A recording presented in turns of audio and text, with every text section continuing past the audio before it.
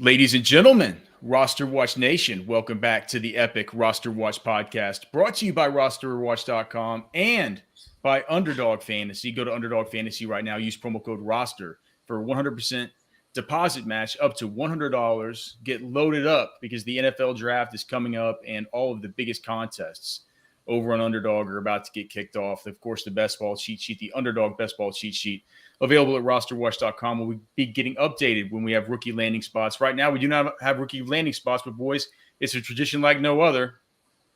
The meeting of the minds of the RosterWatch founders. I, of course, am Alex Dunlap here with the Trashman and Byron Lambert. We will be talking about our 2022 rookie rankings at the running back and wide receiver positions pre-NFL draft. Boys, it's a rainy day here in Austin. It's Trashman's birthday. Trashman, you brought the rain, brother. What the hell's going on, boys? We needed it. Yeah, we definitely. We were in dire need of rain out here, so I guess Yeah, could be worse. Yeah, it's the one thing was I was getting notices about there could be possible internet outages here, so hopefully we'll be able to stay on and get through these because there's a lot of players to talk about.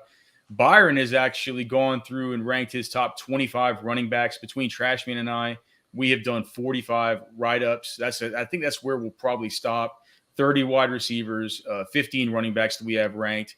Byron has an additional 10 running backs ranked. So those will all be available to our pro members at rosterwatch.com when we get the rookie rankings posted, probably on Tuesday. You can see the full write-ups on all of these players, our exact thinking about all of them. But this will serve as a good preview.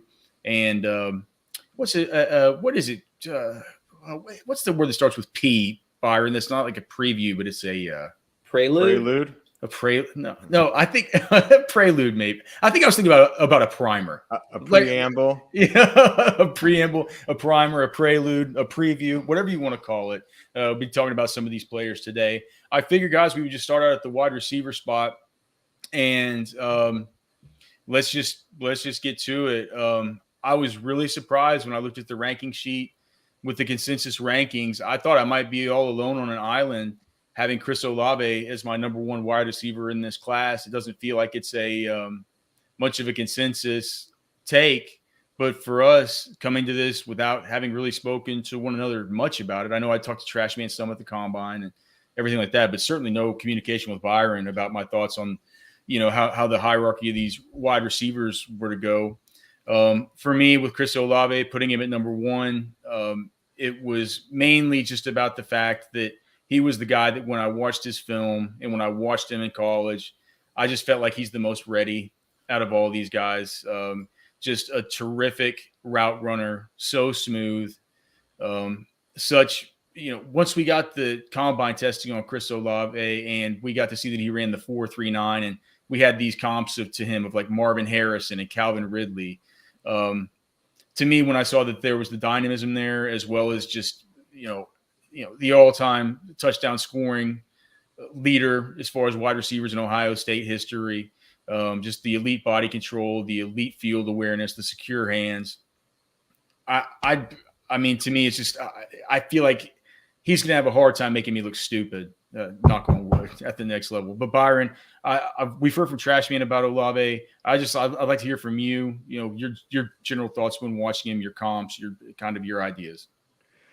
Yeah. So what ultimately pushed Olave to number one for me, Alex, were the comps. I mean, I actually think him and Garrett Wilson are very, very similar players. And I also think that if Jamison Williams didn't have the ACL, he'd probably be number one or the consensus number one overall, and certainly has that upside and potential, the junior coming out of Alabama. But yeah, for Olave, ultimately it was the comps that just put him over the top. I think it's very close between him and Garrett Wilson, but I had Calvin Ridley, Jerry Jeudy, Deontay Johnson, Justin Jefferson, Stephon Diggs, and then kind of like Antonio Callaway as my kind of basement comp on him. So overall, I said, you know what?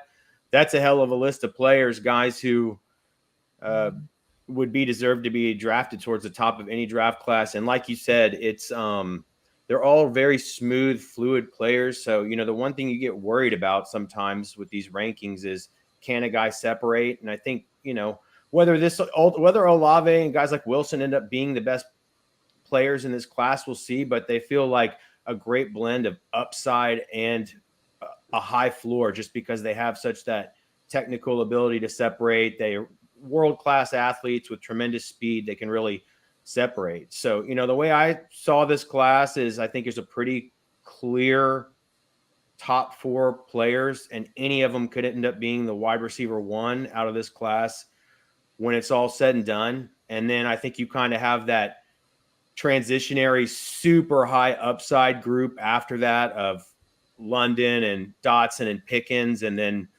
Alex, I know you mentioned to me recently, you really thought this was pretty good class. And I'd agree. I mean, it's quite deep with talent. And so I think after you get past kind of 5 through 7, like the Pickens and Dotson kind of upside range, then I think it's all about the speed guys, big time athletes, several of them after that in this draft. Yeah, Trashman. So whenever you looked at Olave, we all have Garrett Wilson as our number 2.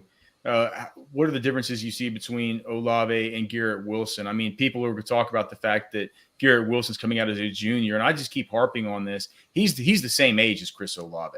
I mean, these guys' birthdays are like 3 months apart, so it isn't like you're getting a dude that's just withering on the vine compared to some fresh new face. These guys are the same age.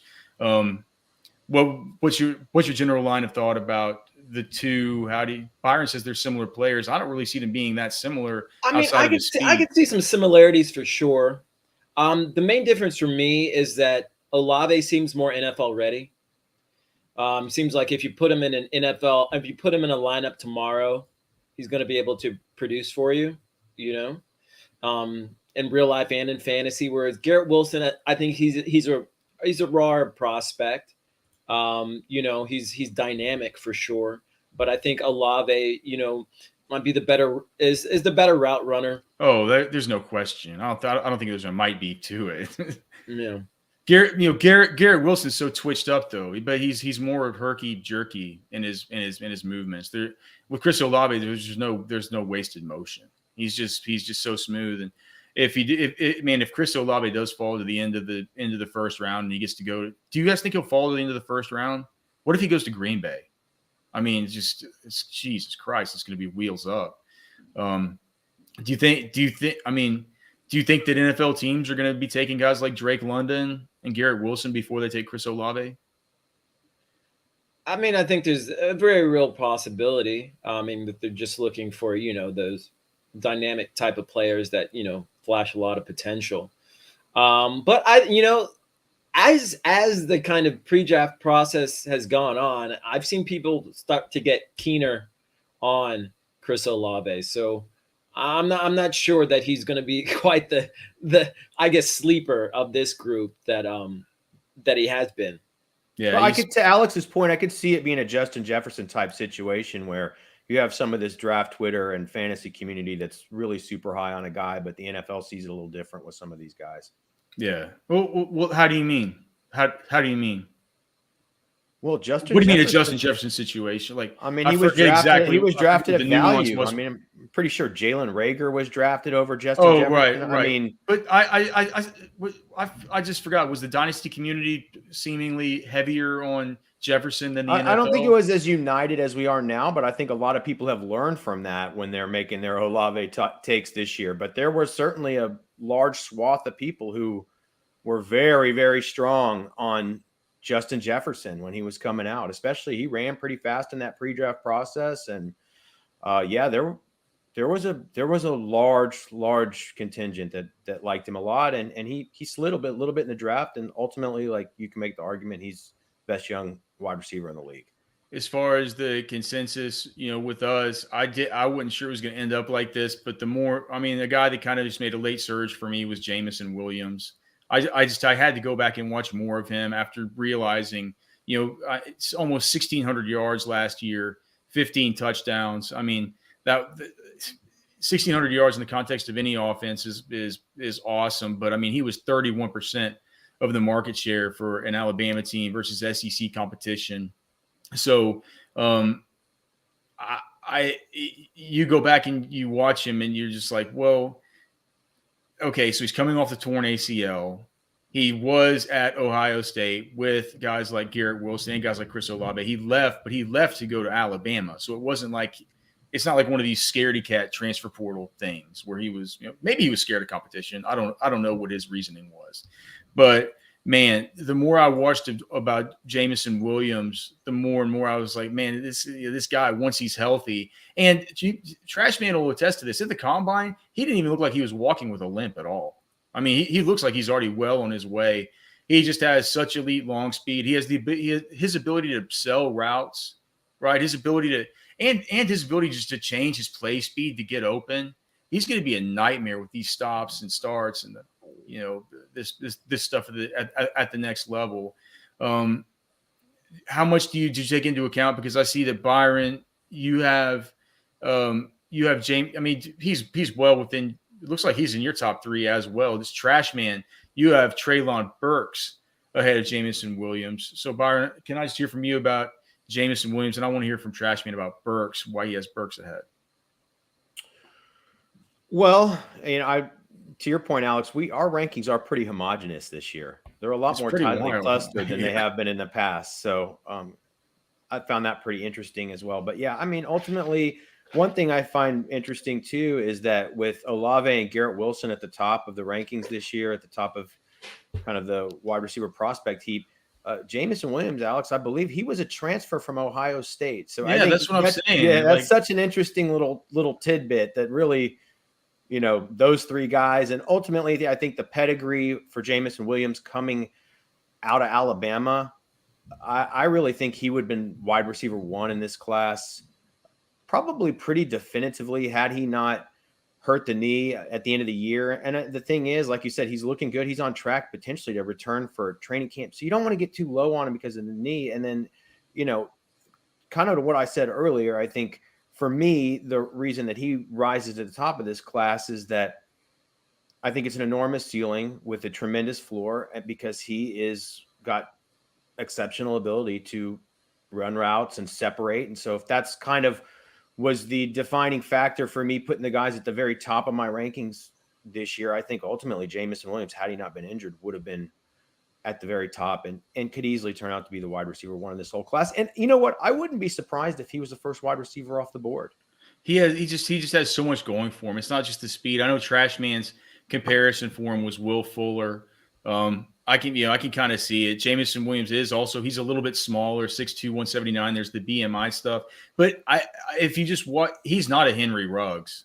He's more of a Devontae Smith kind of guy. He can do a lot more. You can do a lot more with him.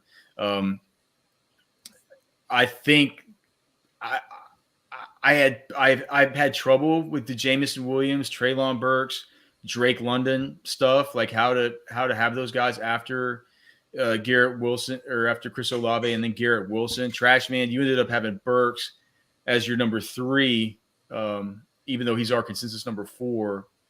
Tell us about what it was about Burks, or just the more and more I hear about it, and the more and more you hear from people who are maybe close to NFL teams or who talk to the people who are in these evaluation staffs, you really hear from a lot of people that Treylon Burks is a guy that the NFL views is probably needing some time. He's going to be an upside guy, but he definitely needs some time. Just used so heavily there at Arkansas, and used like an AJ Brown, the way that they used him out of the slot, just getting the ball in his hands, any way they could. They used him as a running back. They used jet sweeps. They would throw him screens, all this stuff, but still. 48% of the receiving touchdowns, 40% of the receiving yards, 32% of the receptions. He was the receiving offense for Arkansas last year. Clearly a dude who's just trouble with the ball in his hands. Do you have any worries that he's going to take some time to adapt to the NFL? Not really. He's an athlete, I feel like, and he's versatile. So I feel like, if it's a savvy enough team, they're going to be able to figure out how to get him on the field if he isn't quite, the polished player that, you might want him to be at this point. To me, it's a size speed combination kind of thing. And then with me, and you're kind of splitting hairs too at the top 5. It's Jamison Williams. He had the injury, don't know exactly how I was coming off of that yet. So it didn't, so for me, Burks was maybe slightly safer in that way. And I like having somebody who is kind of a different profile than the rest of the guys kind of up there at the top who could end up, popping. Do you think that Treylon Burks has a higher upside than Olave or Wilson? I think that he's a player that can be used outside of your traditional wide receiver role more so than some of those other guys could be. So Trashman's bought whole hog into the Deebo Samuel theory here. Well, I wasn't going to say it exactly, but yes, it's true.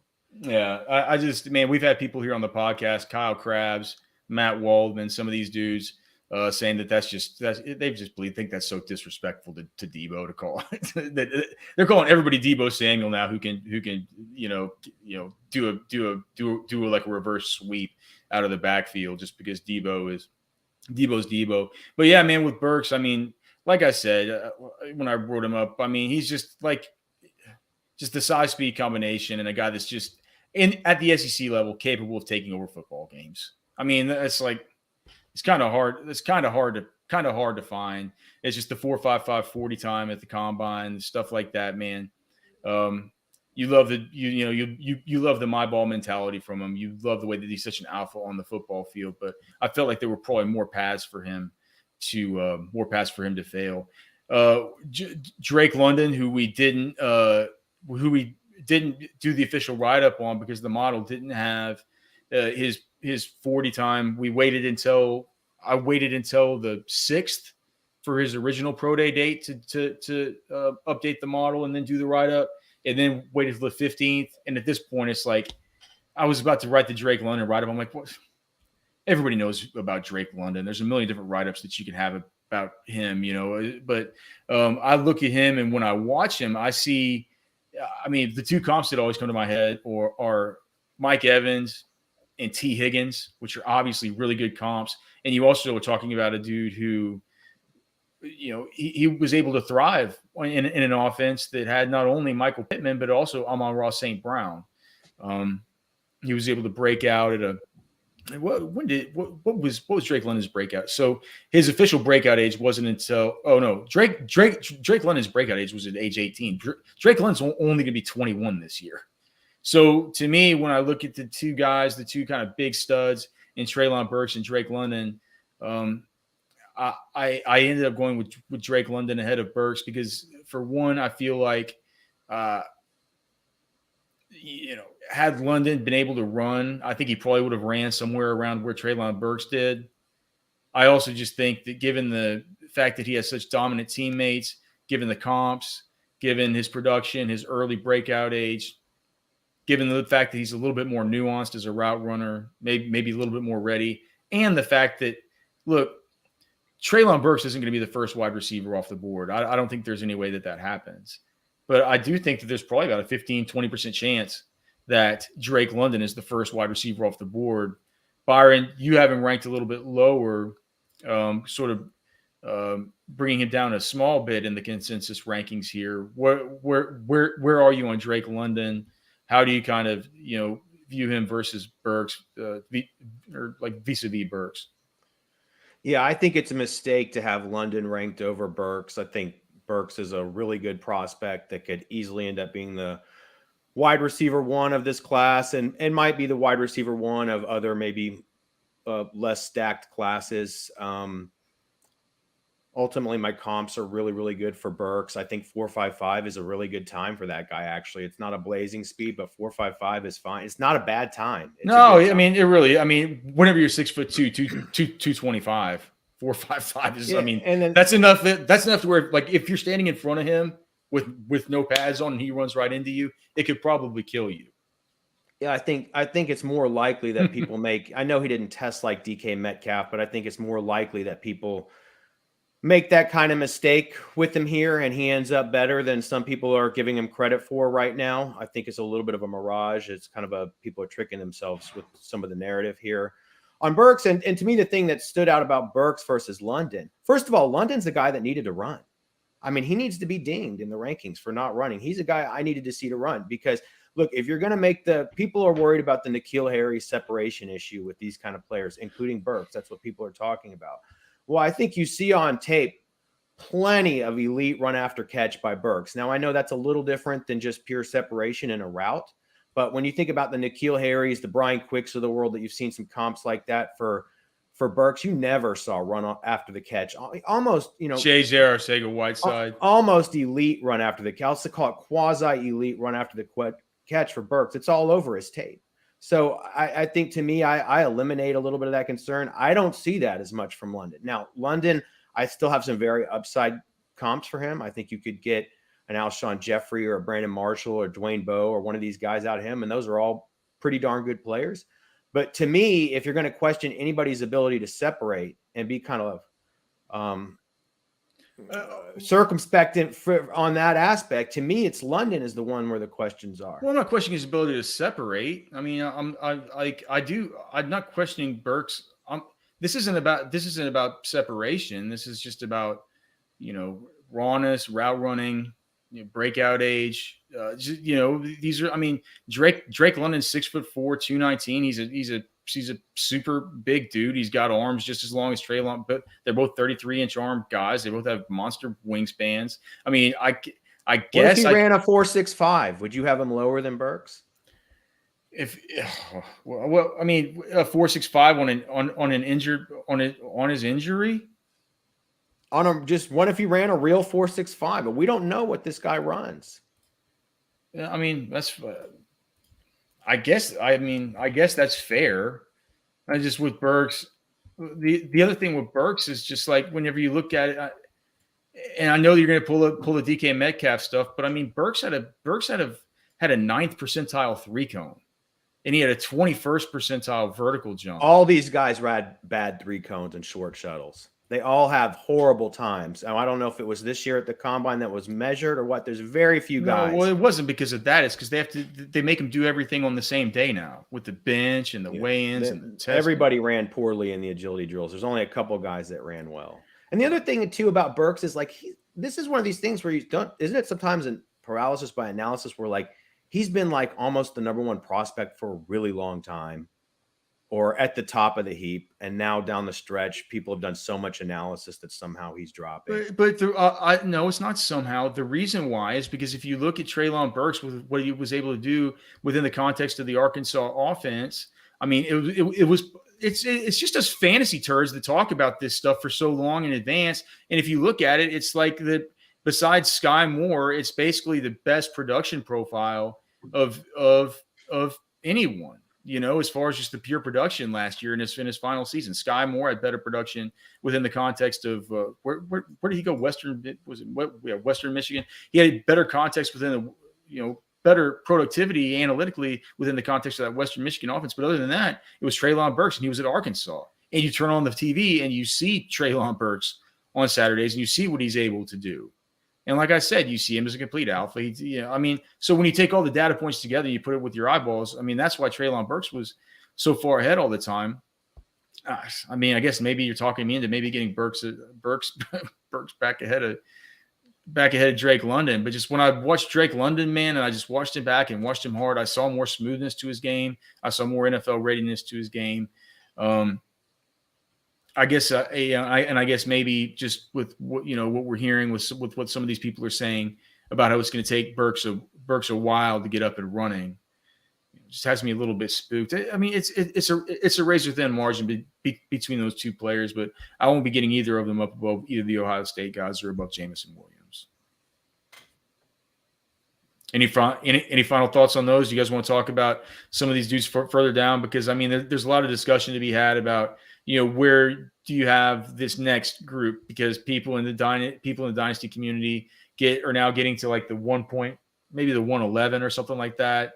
We'll talk soon about these running backs and how unappealing some of them feel sort of at that point, and how you can get some good value in the third round of these dynasty rookie drafts.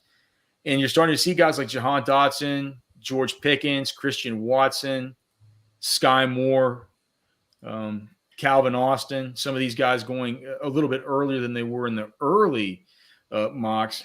What do you guys think? is Jahan Dotson just leaps and bounds ahead of all those for you guys? Byron, Trashman, whoever wants to go in on this. I don't know that he's leaps and bounds above George Pickens. I actually really like Pickens the more that I watch him. Can you believe Pickens' hands went from like 8 3/4 inches to at the combine to 9 to 9 1/4 at his pro day? How do you stretch those things out a whole half? Do they maybe measure the other hand? I don't know how that works. I don't know. Well, you know what? I think they measure both hands, and they're usually the same size, right? Because of the Senior Bowl. Don't you remember those cockamamie measurements, Byron, where one guy has it's like the left hand's like 9 1/8, and the right hand's 9 1/4. Pinky that's messed up. Yeah. But so no worries there with Pickens. And Pickens, actually, he's another injury concern guy, but he was able to return this year. Byron, you said that Jahan Dotson's just in a different stratosphere for you. I actually think it's Dotson and Pickens here. I mean, to me, they live with Drake London for me. But yeah, outside that top 4 or 5, so I pretty much agree with Trashman. To me, both of those guys, those are the clear 2 that are really enticing prospects next. Yeah, I have Dotson over Pickens. I really like Dotson. I mean, Dotson to me is one of these players that he could end up being one of the very best players out of this wide receiver class when it's all said and done. I really like his upside. But Pickens is a slick player. He's a very, very slick player. So I think you can make a case for both those guys. I think it's pretty clear that that's who you should be talking about as kind of that next tier after that top 5. You don't consider Christian Watson in that tier? No. I see 2 guys who look like Marquez Valdes-Scantling in this class, but also maybe have the downside of like a Justin Watson.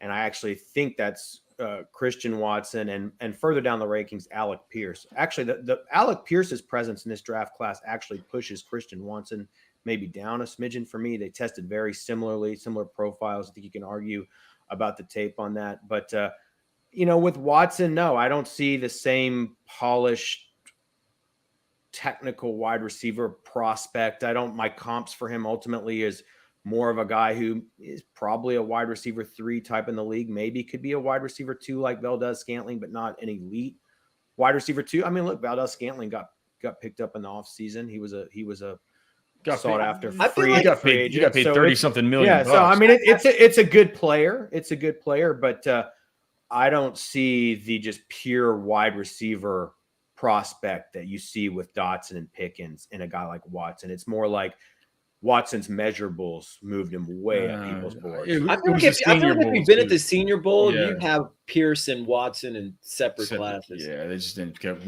those 2 are worlds apart, man. It's like they're worlds apart. But I have them they definitely live in different parts of the rankings, but I see similar type of players there. Yeah, I know that Chris Sims always has these rankings to get everybody up in a. Did you guys see Chris Sims is where he has Alec Pierce in this class? No. Anybody want to guess? So you have a top 3 guy. 3. Wide receiver 3. There's an Alec Pierce support group out there for sure. Yeah. Well, he's also doesn't he have Corral like his top quarterback? Oh yeah, he's got Corral at 1 too. Yeah, I forgot there were a couple things like that pretty interesting, man. Old Chris Sims, man. All right, so I mean, anybody else you guys want to just anybody that you want to touch on? I mentioned Skye Moore. He's a guy that I've begun to like more and more through this process. I almost kind of have him there. Just after the Pickens and the Jahan Dotsons there with the Christian Watsons. If you look at his production, then you look at, do you guys realize that Skye Moore at 5'10", 195 pounds had the biggest hands of any wide receiver at the combine? And you meet that dude. And I'm just telling you, he's the kind of guy that's going to come into a locker room. They're going to like him.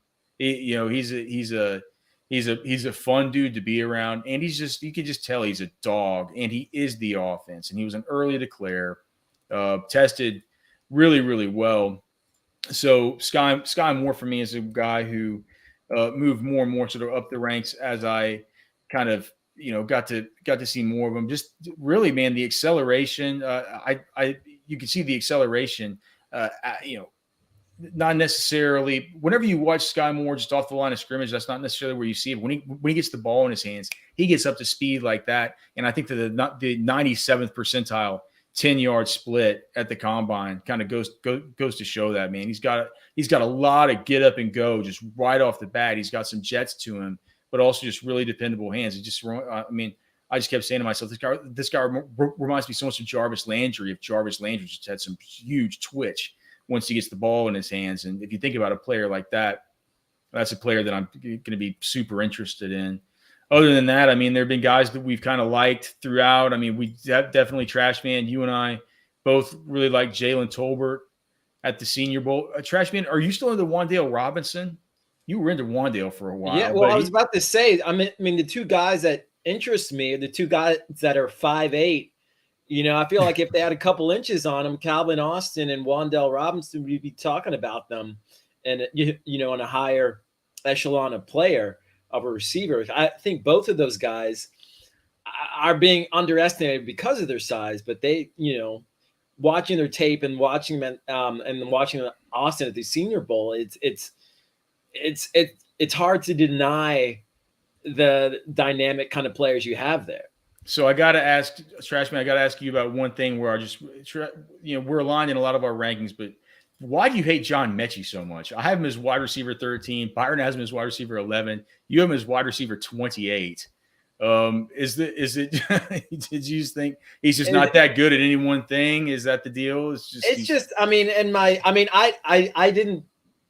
I didn't do the write up on him. Yeah, but you should have. Well, I know, but I'm saying, but in what I saw of him, I didn't see a special player, so he kind of got lost in the shuffle. Yeah, but Jesus Christ, you have I can go back and look at him. You have Reggie Roberson from SMU ranked ahead of John Mechie, man. Come on, dude. I can go back and look at him. It was more just him getting lost in the shuffle and oversight rather than some kind of specific slide. All right. Let's at least get that. Let's make sure you go back through your rankings and make sure that you have them just how you want them before these things go live on the site. Mechie should be one you look at. The one big disparity I see with Byron is that Byron is a lot bigger on Justin Ross from Clemson, which is Trashman and I both have him in the 20s.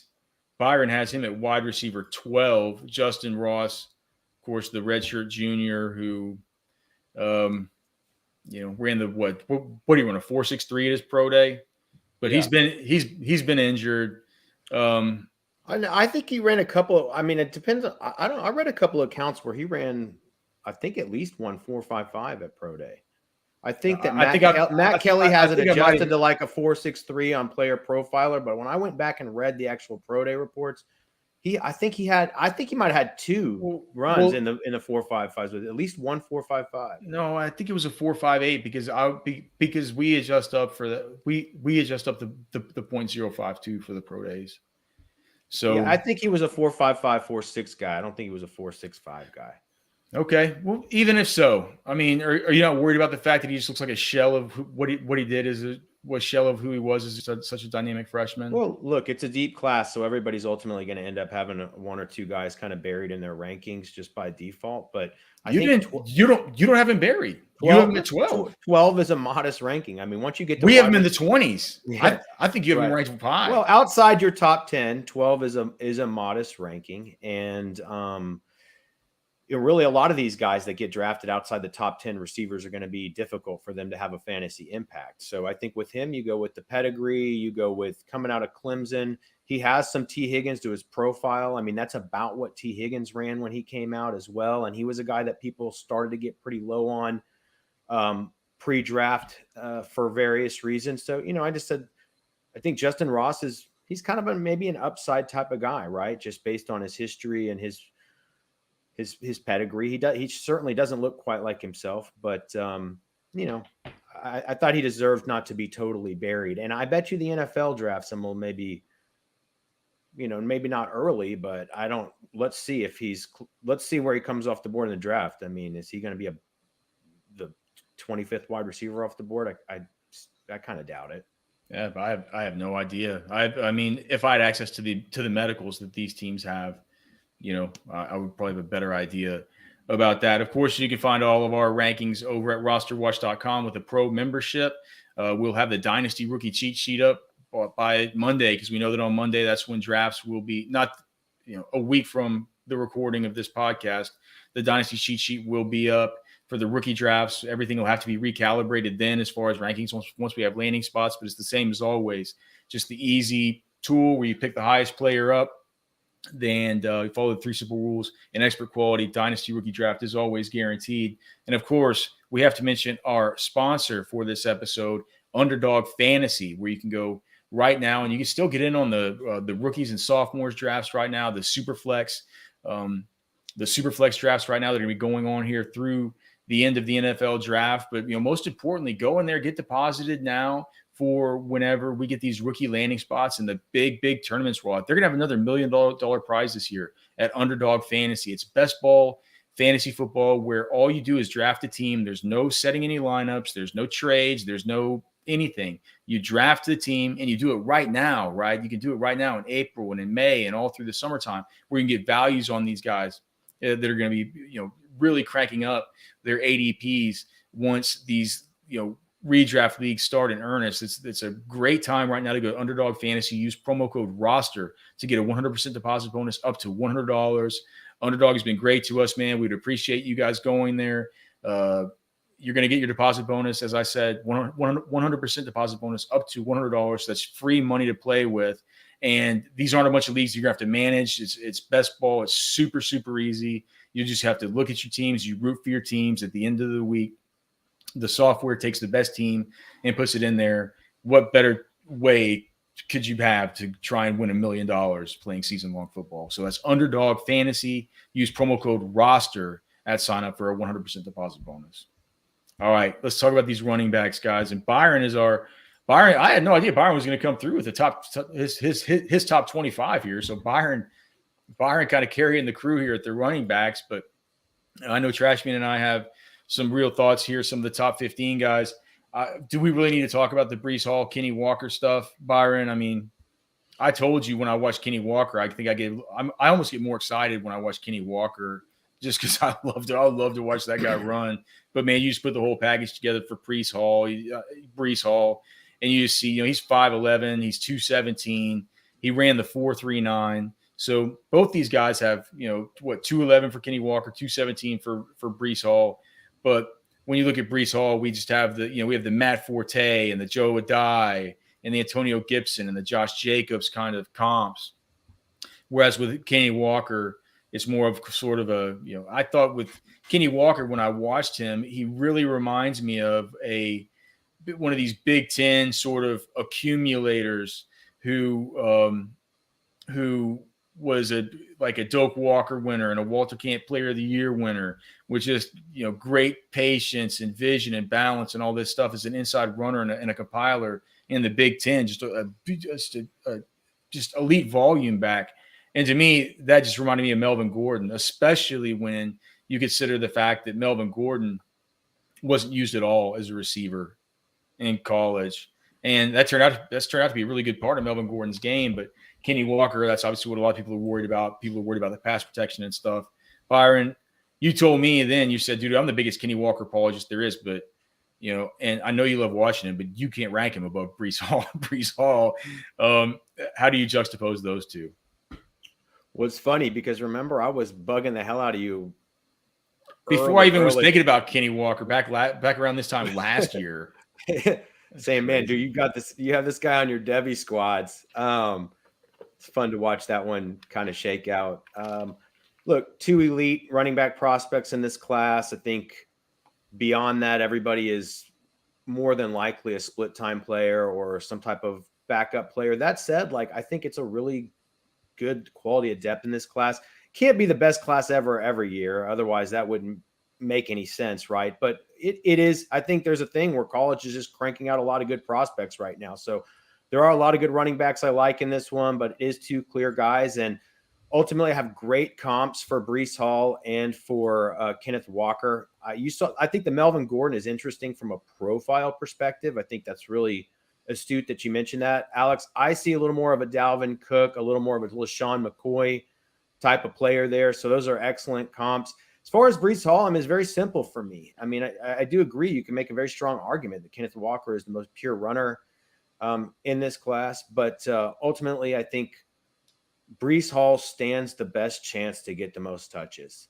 And that's what a lot of success is going to be predicated on at the position. And in addition to that, Breece Hall is a very good prospect. My comps for Breece Hall were Antonio Gibson, Leonard Fournette, Josh Jacobs, and Jonathan Taylor. So that's a hell of a group. When you have comps like that, it's hard not to put the dude at number one. Yeah, well, so it wasn't even like, it's just wild. So it wasn't mainly the pass catching.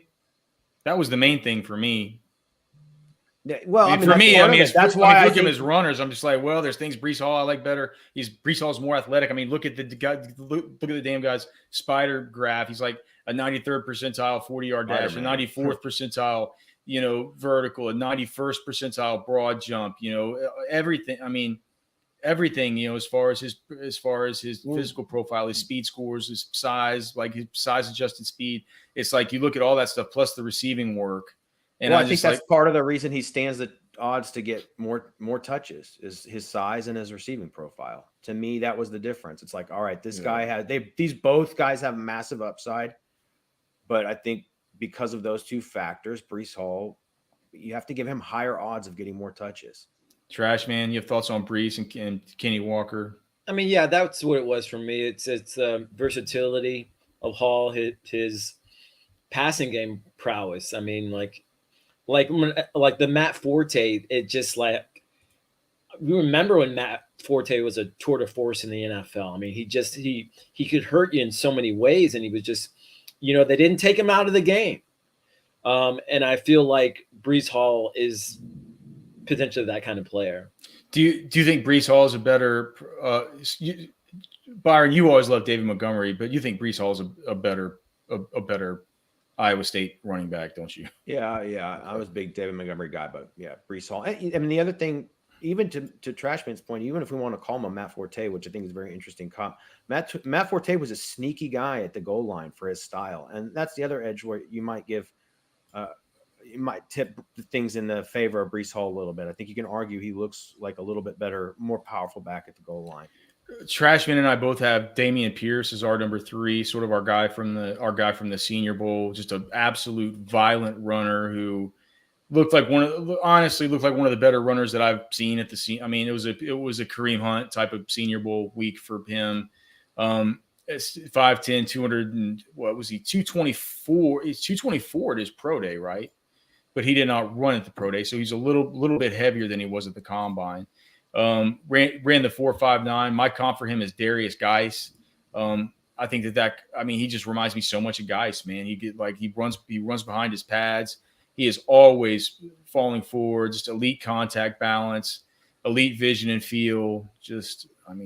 Trashman, do you remember his ability to pop through the line of scrimmage and get to the second level with it's just, you'd have Brian Robinson from Alabama there, Yeah, he looked pedestrian next to him. He would get stoned to the line of scrimmage. Next thing you know, Damian Pierce is breaking through. He's getting to the second level. He's impossible to tackle. And then next thing you know, he's running these damn wheel routes and catching one-handed balls behind his back and stuff. He looks like a bull. I mean, he's the way he's built. He's thick. He's stout. Yeah, and being able to move like that.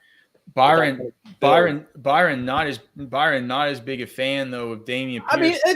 I mean, he wasn't at the Senior Bowl. I mean, I think where we're seeing our main discrepancies are these players who either pop at the Senior Bowl or kind of, And what's interesting, having just watched it on TV this year while you guys were there, I actually think it probably works in both directions, but I think you guys may be a little bit overly biased towards the Senior Bowl players. Now, what's funny is you mentioned that, Trashman, but I was actually texting you guys during the Senior Bowl that Damien Pierce looks like Damian Harris.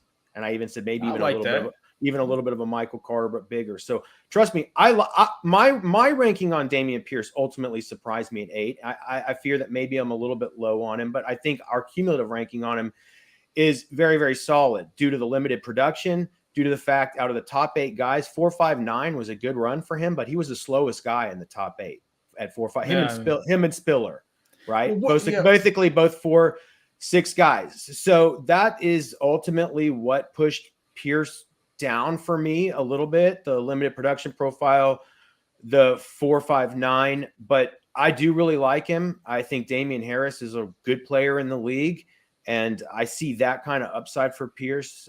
So I do really like Pierce. I don't know if he's a full-time player or not. I think your Kareem Hunt comp is an interesting one. Do you think that what do you think about Geiss? Geiss ran 4.4 something. Geiss is fast as hell, and Damien Pierce is not. But I could see you trying to like say they have some kind of little angry, violent style or something. Yeah. What do you think about all right. Well, then what do you think about like a Michael Turner or a Ray Rice or MJD or something?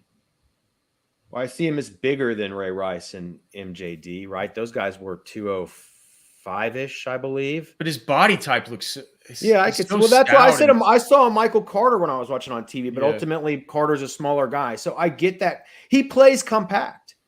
Which is, makes you really like his running style for that size. So I totally get it. I'm fond of Damian Pierce, but for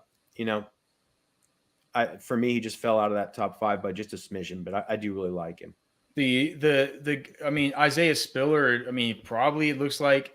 Just by even though none of us have him ranked any higher than like 4 or 5, it looks like he's probably going to be our consensus number 3. Don't know how exactly I feel about that, just because of his horrible testing. Just really, his 3-cone was the worst. Or wait, was it? No, it was his vertical that was terrible.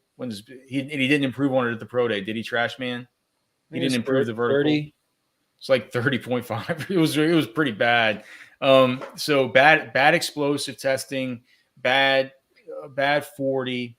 I will say I saw him favoring one of his legs at his pro day. I thought, Trashman, you're gonna go to your grave with this damn thing that Isaiah Spiller was hurt at the pro day. Yeah, I don't think he tested healthy in either case. So it was really hard for me. And then I just watched his tape then. I was like, so what is this guy doing in games? And it's undeniable the talent that he has there. So I'm kind of running with that narrative that he wasn't completely healthy during his pro day or the combine. I saw him favoring a leg with my own 2 odds, and I clocked him on his 40 with like a 4.54. Yeah, well, but you were probably at a weirder angle than the scouts, and I think I was a better angle than the scouts. Oh, and I was there with guys.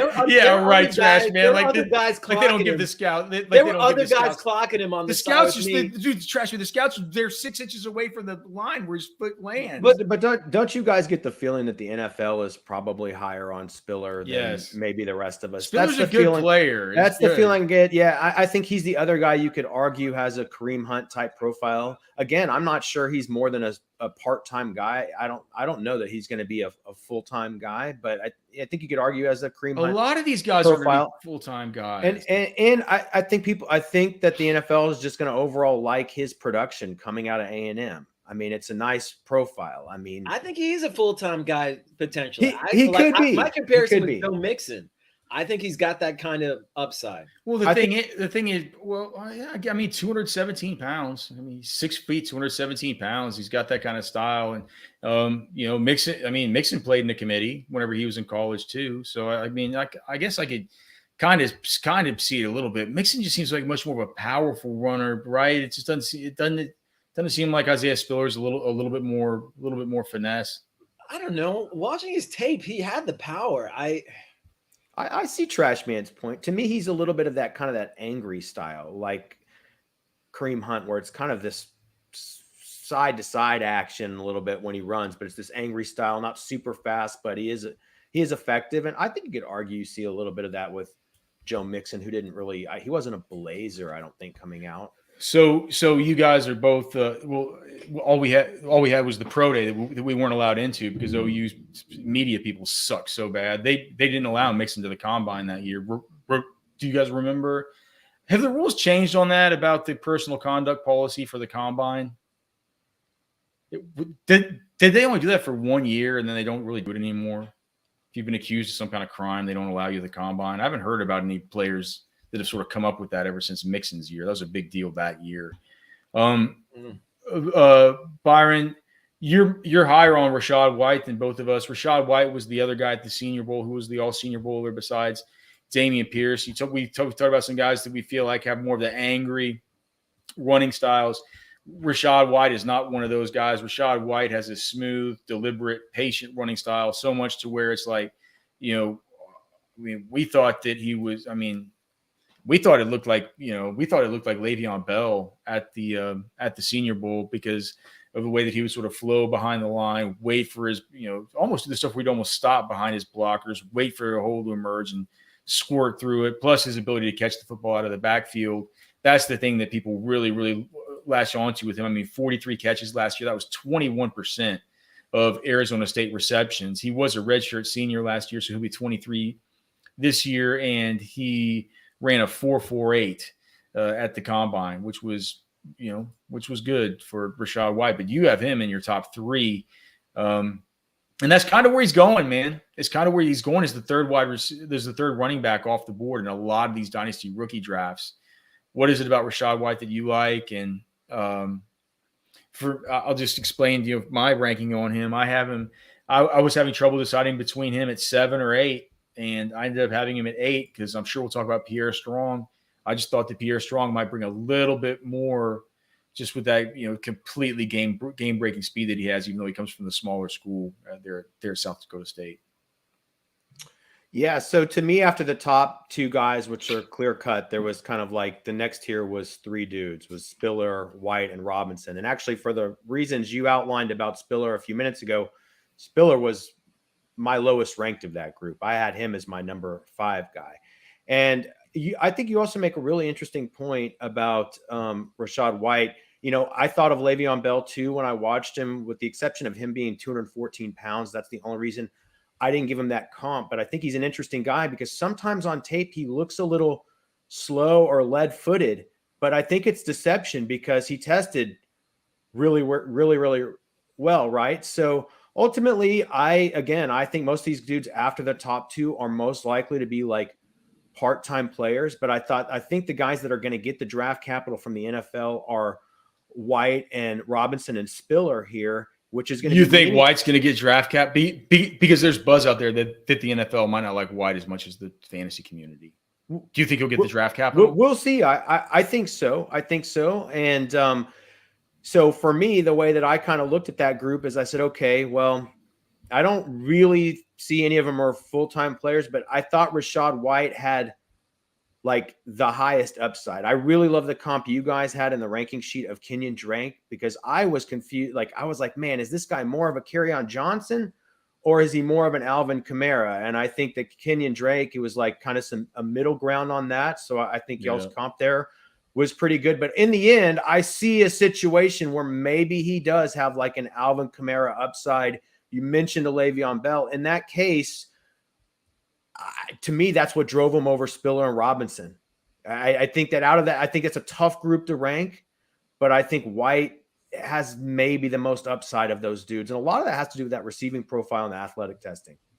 Do you guys think that Pierre Strong is Pierre Strong, or are we just kind of betting on the come with this guy just because of the kind of South Dakota State stuff? Because whenever I watched him, Pierre Strong, 5'11", 207, and to me, it's just like the only real cons that I could come up with, because here's what we have with him.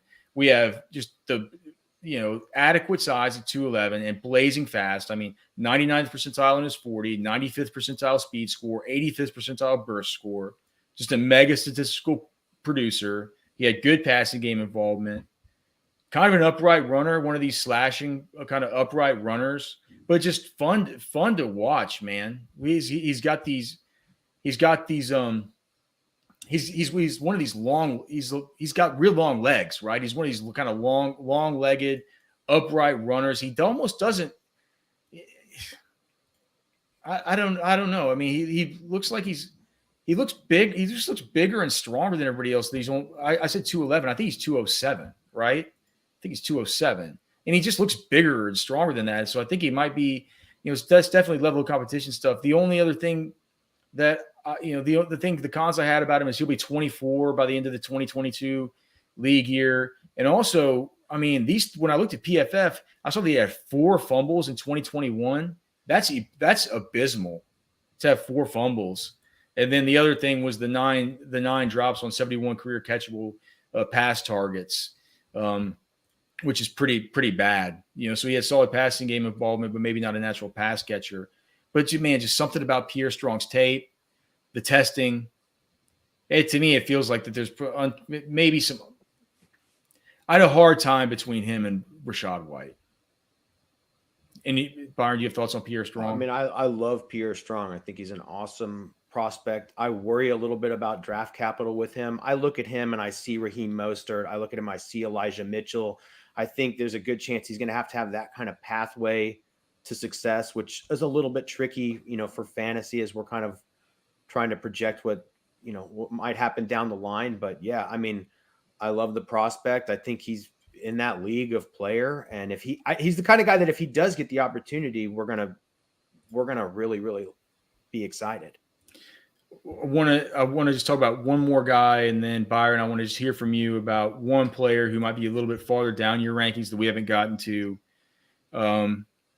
that you think could really surprise people. I don't know if there is one, but maybe if you could just choose one. But before we talk about that, I just want to ask you about Zamir White. It feels like we probably got to talk about Zamir White and James Cook and sort of where we kind of have them. I mean, I have Zamir White. I love watching Zamir White, and I have him ranked a lot higher than you guys do. Really enjoyed his interview at the Combine. Really, liked the fact that he was the number 1 running back in high school coming out in 2018. It's just that he's had 2 major ACL injuries. I guess 2016 and 2018. But he was good. He was good at the Combine, man. He tested with elite burst. He had a 94th percentile broad jump. He had a 93rd percentile 40 time, a 91st percentile 10-yard split. And I just love seeing these guys with the great leg drive, the good balance, the ability to get through the line of scrimmage and shed through their hips. I think that Zamir White looks like a really good runner. I wonder if the medicals are going to be there for him. Do you want to talk about Zamir White and James Cook if you have thoughts on those on the Georgia duo? Is that a question for me or Trashman, Alex? You or I mean, I figure for you since you've done so. Yeah, I didn't see, and maybe I'd be interested to hear what Trashman thinks. I didn't see the most natural running back with Zamir White. You don't think he looks natural? For me, it just didn't. He didn't look like the most natural player at the position. I know his hands were kind of small. I mean, I'm not going to knock him too much for that. But again, there's like a lot of good guys at the top, and there's just dudes like Pierre Strong and hell, Jerome Ford that I like better. Even Ty Chandler. Some of those dudes just pushed him down. You like Ty Chandler better than Zamir White? Ty Chandler is. I mean, I know that Matt Waldman criticizes some of he doesn't have like elite instincts to like suck the defenders up and and make a bigger play than just like following his blocks or whatever. But overall, that guy's got pretty electric tape.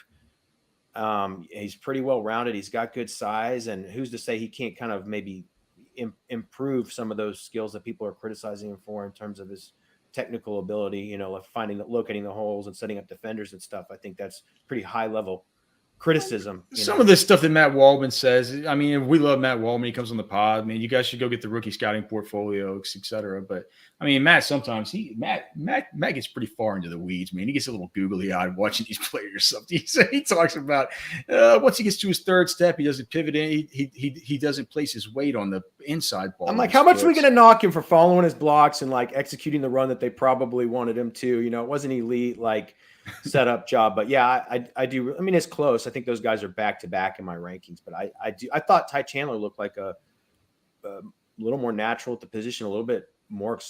he's just a playmaker that really caught my eye.